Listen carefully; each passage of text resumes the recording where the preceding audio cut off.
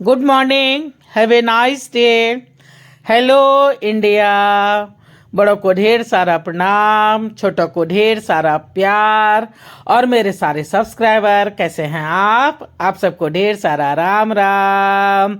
Ganpati Bappa Morya. Welcome back to my YouTube channel Simi की diary में आप लोगों का ढेर सारा स्वागत है। दोस्तों, आज एक छोटी सी कहानी लेकर मैं आप लोगों के समक्ष आ रही हूँ। एक मोटिवेशनल कहानी है, एक सामाजिक कहानी है। तो इसका शीर्षक मैंने रखा है बदतमीजी। तो उसका ये पहला पार्ट है जिसे मैं आज आप लोगों के समक्ष रखने जा रही हूँ। तो देखिए कैसा लगता है। जल्दी ही इसका दूसरा पार्ट भी लेके आप लोगों के समक्ष आ जाऊंगी। दोस्तों, अगर ये कहानी किसी से मिलती जुलती हो तो इसे आप बस एक इत्तेफाक या संयोग ही कह सकते हैं। तो चलिए मैं कहानी शुरू करती हूँ। बदतमीजी। कमली, अरे ओ कमली। हाँ बुआ। अरे बुआ की बच्ची अभी अभी आई, अभी अभी चल दी। कहाँ जा रही है? कुछ तो खा ले। अभी नहीं, आके खाऊंगी। और भैया? हाट गए हैं, आते ही होंगे। तो तू क्यों नहीं गई साथ में? मुझे खेलना था। और रंजन? वो भी गया है पापा के साथ में। अब मुझे जाने दो ना बुआ, घर आके पढ़ने भी बैठना है और खेल कूद भी बहुत जरूरी है शरीर के लिए। मुझे बड़ा होके आईएएस ऑफिसर बनना है। क्या? ये भी पगली कमली की माँ बिमली देवी बुदबुदाते बोली। इन्होंने तो इसे सर चढ़ा करके रखा है। घोड़ी की तरह होती जा रही है, पर कोई काम काज नहीं सीखती, ना ही कुछ काम करना चाहती है। बस जब देखो या तो खेल कूद या किताबें लेके बैठे रहती है। तभी रमनी देवी बोल पड़ी। क्यों खून जलाती है बहू? कमली का जन्म चूल्हा चौका के लिए नहीं हुआ है। तुम देखना, एक दिन हम सबका नाम रोशन करेगी। चुन्नी ने बुरा सा मुंह बनाया। कॉलेज तो गांव में है ही नहीं माँ, तो पढ़ेगी क्या? खाक। तुमने 3 बार फेल करने के बाद भी मैट्रिक क्लियर नहीं किया बेटी, वरना तू अगर पढ़ने में तेज होती ना तो तुझे भी राम शहर जरूर पढ़ने भेजता। तब तक राम बाबू बिहार से पधार चुके थे। ये लो भाग्यवान, अपने सुपुत्र का बैग उसके कमरे में रख दो और सब्जी भाजी ले जाओ। जरा चाय भी बना ला। जी अभी आई। बिमली ने अंदर से आवाज लगाई। आंगन में हाथ पैर धोते धोते राम बाबू अम्मा जी से बतिया रहे हैं। तब कहो अम्मा, दिन भर कैसा बीता? अरे कोई खास नहीं। अरे शाम में मंदिर क्यों नहीं चली जाती अम्मा? वहां कितनी औरतें आती है। वो भजन करने कम बेटा, चुगली करने ज्यादा आती है। तो तुम भी कर लिया करो ना थोड़ा बहुत। मैं क्यों करूं? मेरी बहू तो बहुत अच्छी है। ये सब छोड़, रंजन कहाँ रह गया? ये लो, बात करती हो तुम भी अम्मा, जैसे तुम्हें तो पता ही नहीं कि तुम्हारा लाडला ना अम्मा हाट जाता तो है चाट पकोड़े के लोभ में, और फिर क्रिकेट खेल के अब आएगा। क्रिकेट खेल के आएगा। ये लो भैया चाय। तुमने बनाई है? नहीं, भाभी ने। तो उसे हिलाने देती, मैं उसका चेहरा तो देख लेता। क्या जी आप भी? तूने क्या क्या सीखा भाभी से? मैं क्यों कुछ सीखूंगी?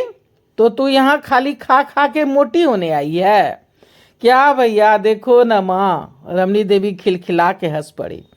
अरे दिन भर अनुशासन में जीता है, बच्चों के बीच माथा खपाता है, हिसाब का मास्टर है मेरा बेटा। कोई छोटा मोटा काम नहीं करता। अब थोड़ी देर हंसे बोले भी नहीं। बोलो, ये भी कोई बात हुई?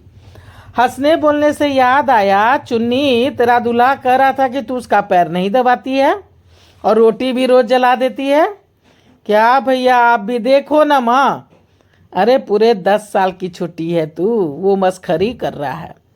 राम बाबू फिर से हंसते हुए बोल पड़े। ये देखो माँ, ये देखो इसकी नंक कैसे फूल रही है। जिसको इसकी नंक फूल गई नक फल की कहीं के। उफ। चुन्नी पैर पटकती वहां से चली गई। सभी हंस पड़े। राम बाबू बहुत ही हंसमुख और दिलदार आदमी थे। परिवार में माँ, पत्नी, 2 बच्चे और एक छोटी बहन थी। पिताजी की मौत पिछले साल ही हुई थी। राम बाबू के पिताजी किसान थे, खुद के देखरेख में ही खेती करते थे। अब पिताजी के नहीं रहने पे राम बाबू ने खेत आधे सट्टे पे लगा रखा था। यानी जो खेत जोतता, जो खेत देखता, हर कुछ उसका। मेहनत, खाद, पानी, बीज और पैदावार जो भी होती उसका आधा आधा। इससे भी राम बाबू को अच्छे पैसे आ जाते थे। राम बाबू की सारी पढ़ाई शहर में हुई थी, पर उन्होंने गांव के स्कूल में ही पढ़ाने का निर्णय किया था, क्योंकि गांव में खासकर मैथ्स और साइंस के अच्छे टीचर का अभाव रहता था। राम बाबू अपने बच्चों को तो पढ़ाते ही थे, 2 घंटा सवेरे सवेरे गांव के बच्चों को भी मुफ्त में ट्यूशन देते थे।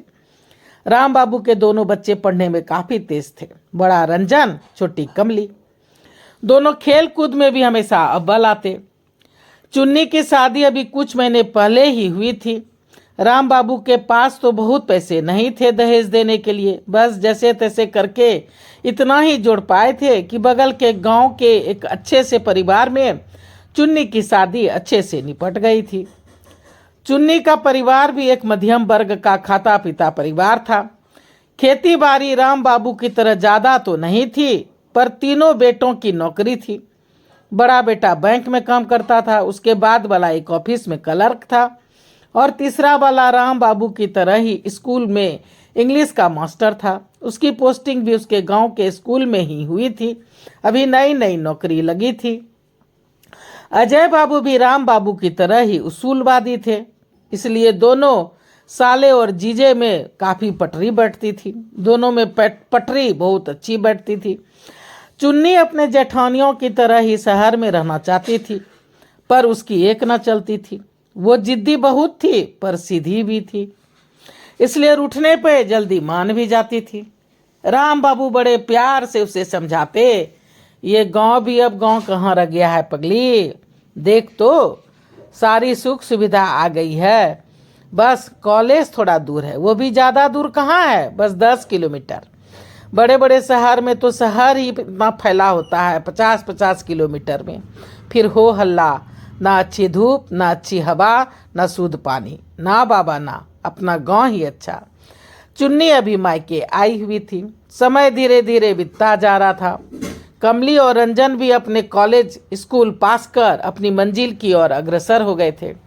रंजन ने इंजीनियर बनने का सोचा था और एमटेक करने के लिए लंदन चला गया था। राम बाबू की तनख्वाह इतनी नहीं थी कि बच्चों का इतना खर्चा उठा पाए, पर उनके बच्चे इतने होनहार थे कि शुरू से ही दोनों को स्कॉलरशिप मिलती आई थी, जिससे राम बाबू को काफ़ी राहत मिली थी। दोनों बच्चों ने अपनी सारी पढ़ाई लिखाई बड़े बड़े शहरों में जाके की थी। गांव आने का मौका तो उन्हें बहुत कम मिलता था। घर वालों को ही उन्हें जाके मिलना पड़ता था। अब चुन्नी 2 बच्चों की माँ बन चुकी थी। उसके बच्चों ने भी स्कूल जाना शुरू कर दिया था। चुन्नी का शहर में रहने का सपना भी अब पूरा हो गया था। अभी उसके पति की पोस्टिंग एक शहर के एक अच्छे से सरकारी स्कूल में हो गई थी, और चुन्नी अभी हंसी खुशी शहर में जीवन यापन कर रही थी। समय ना कभी किसी के लिए रुका है और ना रुकेगा। इसका काम है निरंतर चलना, और ये चलते रहता है। रंजन मुंबई के एक बहुत बड़ी कंपनी में चीफ इंजीनियर बन गया था। वो चाहता था माँ पापा साथ रहे, पर राम बाबू अब रिटायर होने वाले थे, और उन्होंने ठान लिया था कि रिटायर के बाद तो खेती ही करूँगा और अपनी माटी की सेवा करूँगा। इसलिए हंसकर रंजन की बातें टाल जाते थे। कहते, बेटा मैं किसान का बेटा हूँ, किसानी ही करूँगा। हमें शहर की हवा कहाँ रास आएगी, हम आते जाते रहेंगे, बस कुछ ही समय की बात है। फिर तुम्हारी शादी हो जाएगी, बहू आ जाएगी, तो अकेलापन महसूस नहीं होगा। क्या पापा आप भी? रंजन शर्मा उठा। कोई पसंद है तो बता दो बरखुरदार, वरना अपने को तो तंग करने वालों की संख्या में बहुत बढ़ोतरी हो गई है।